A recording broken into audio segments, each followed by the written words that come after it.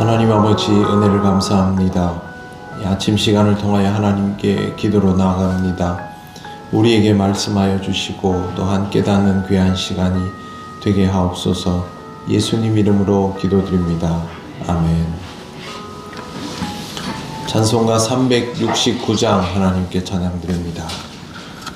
찬송가 369장입니다. 죄짐 맡은 우리 구주 어찌 좋은 친구인지 걱정 근심 무거운 짐 우리 주께 맡기세. 주께 고함 없는 고로 복을 받지 못하네. 사람들이 어찌하여 아뢰 주를 모를까. 시험 걱정 모든 괴로움 없는 사람 누군가. 부질없이 낙심 말고 기도드려 아뢰세. 이런 진실하신 친구 찾아볼 수 있을까. 우리 약함하시오니 어찌 아니하릴까. 근심 걱정 무거운 짐 아니 진자 누군가. 피난처는 우리 예수 주께 기도드리세. 세상 친구 멸시하고 너를 조롱하여도 예수 품에 안기어서 참된 위로 받겠네. 아멘.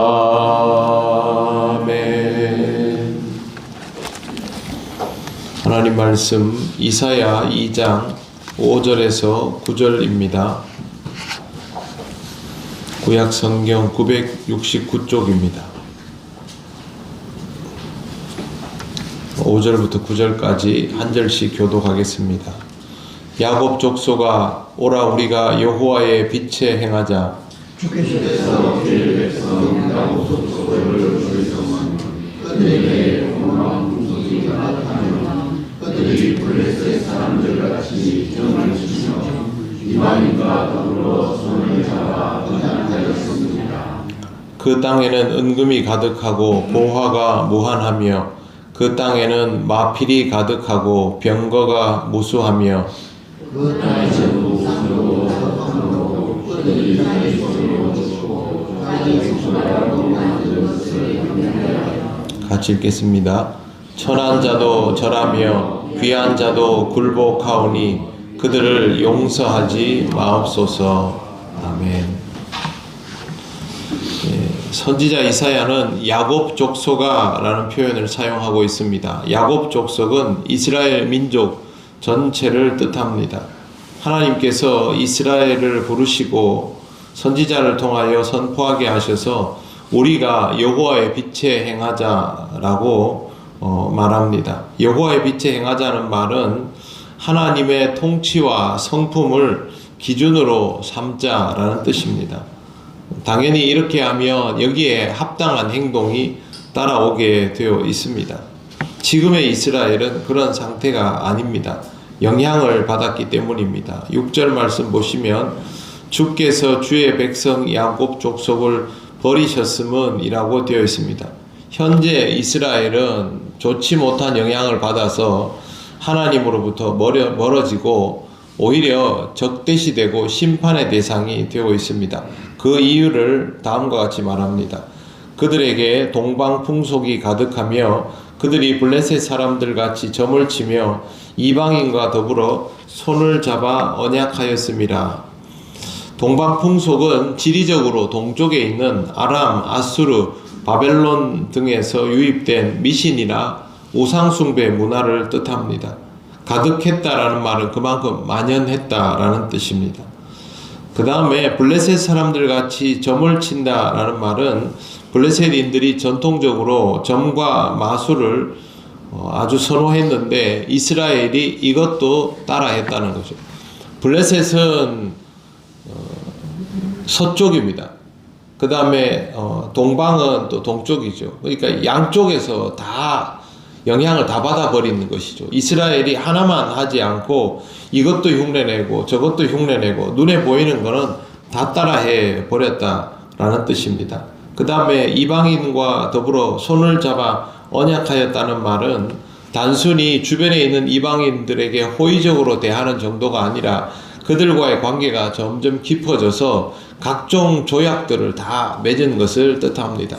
요즘도 보면 국가들 간의 외교적인 협약을 맺지 않습니까? 그 협약은 군사적인 것, 경제적인 것, 뭐 이런 것들이 다 포함이 되는데 이런 것들을 하기까지 이 당시 상황이면은 종교적으로는 완전히 혼합돼 버린 그런 상황이죠. 이스라엘과 주변에 있는 족속들이 따로 구별이 되지 않는 상태를 뜻합니다. 실제로 이 중동 지방은 이 당시에 민족들은 나뉘어져 있어도 서로 교류가 빈번했고 따로 구별되어 있지 않았습니다. 그 가운데에 이스라엘이 들어갔는데 이스라엘은 사실 태생적으로 정체성이 완전히 다르지 않습니까? 하나님께서 한 민족을 택정하여서 불러내셔서 여기까지 집어넣으신 것이죠. 그러면 자기들이 여기까지 왔다는 것 자체가 특별하기 때문에 자기들과 다른 민족이 다르다라는 것을 잊지 말아야 하는데 이스라엘은 이걸 완전히 잊어버리고 그 땅에 들어가서 이 사람들하고 동화되어 버린 것입니다. 그렇게 하다 보니까 결국에는 이것저것 흉내내다가 나중에는 협약까지 같이 하게 되었습니다.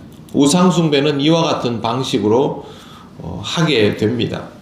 7절 말씀에 보시면 그 땅에는 은금이 가득하고 보화가 무한하며 그 땅에는 마필이 가득하고 병거가 무수하며 라고 되어 있습니다. 이스라엘이 우상숭배를 하게 된 가장 큰 이유 중에 하나가 그들이 가지고 있는 문화와 그들이 가지고 있는 그 자기들만의 것들이 가나안 지방에서 가나안 사람들이 누리는 것들보다 열등했기 때문입니다. 문화적으로, 경제적으로, 사회적으로 구조화되어 있지 않고 이제 최신식이 아닌 거죠, 자기들이. 문명은 그렇습니다. 문명은 국력하고는 또 다른 차원이라서 더 발달해 있다 싶은 것들을 자연스럽게 모방하게 되어 있는데 사실 이스라엘이 이집트 땅에 살면서도 이집트인답지는 않았지 않습니까? 고센 땅에서 자기들끼리 자기들만의 그 문화를 이루고 살았는데 이집트인들의 그런 화려함과는 거리가 좀 있었죠. 이 상태에서 가나안에 들어가니까 가나안 사람들이 굉장히 대단해 보였던 것입니다.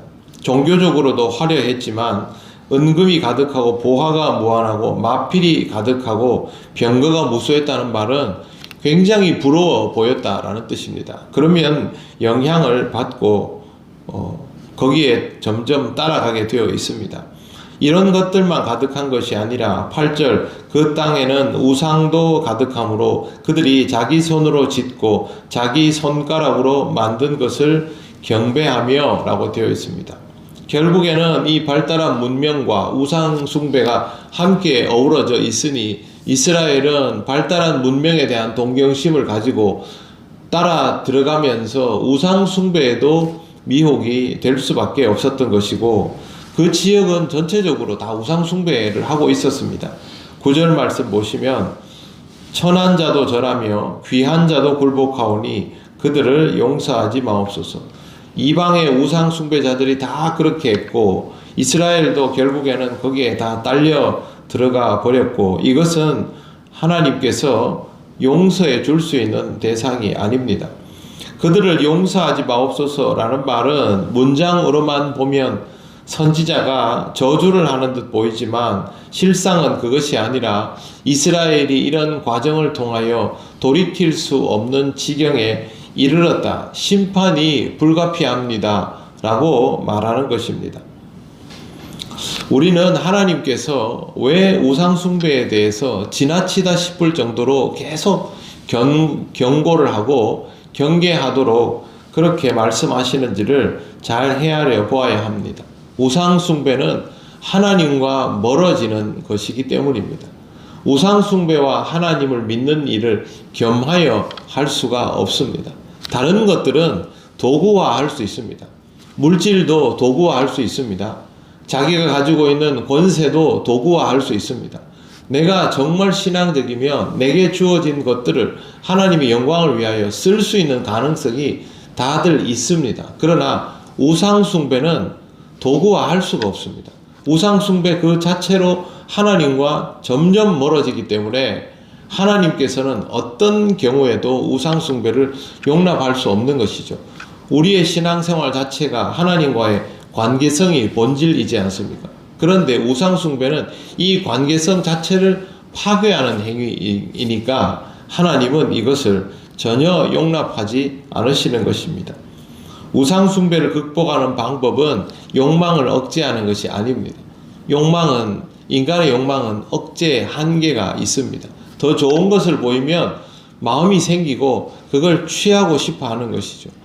인간이 욕망을 가지고 있는 채로 보게 되면 권력도, 부도, 명예도, 또 아니면 또는 군주의 자리에 있는 사람들은 군사력도 전부 다 탐나는 대상일 수밖에 없죠.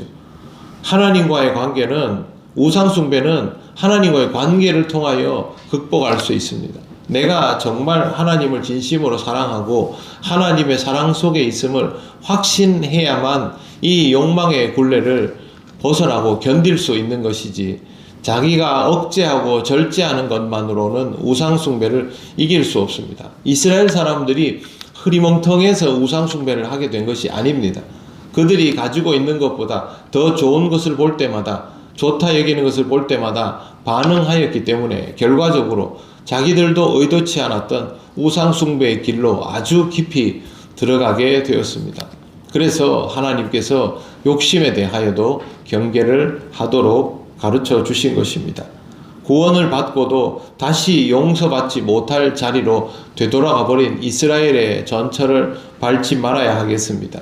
하나님의 사랑 속에 거하는 사람이 되어서 하나님을 기쁘시게 하는 성도의 삶을 살아가시기를 바랍니다. 기도드리겠습니다. 하나님 아버지, 오늘도 귀한 말씀을 우리에게 주시니 감사합니다.